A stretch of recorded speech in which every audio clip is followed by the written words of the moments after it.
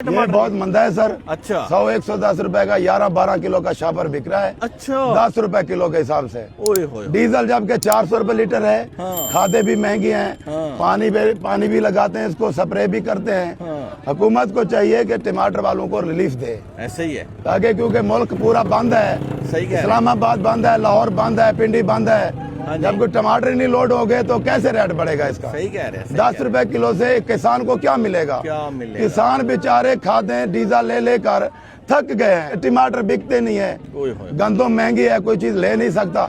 टमाटर वाला खेती बाड़ी एक साल पूरा मजदूरी करते ओए हैं, होए। इसको गोडियां लगाते सही हैं, कह रहे हैं। इसको साफ सुथरा करके छापर में पैक करके लाते हैं, ओए। बेचते नहीं है, डाल दे इसको। ओए, ओए। ये खत्म हो गया सारा। ये देखिए। 5 रुपए किलो की क्या पोजीशन है? क्या पोजीशन? 5 रुपए में कहाँ बिकेगा? सही कह रहे हैं। पेट्रोल डीजल 400 रुपए लीटर है, ये 5 रुपए किलो है। हमारे बीवी बच्चे इसको चुनाई कर करके लाते हैं। ये शापर देखो, ये जा रहा है, ये क्या करेंगे इसको? देखिए किसान बेचारा कितना हर दिन 50 रुपए 100 रुपए डीजल पेट्रोल बढ़ा रहा है।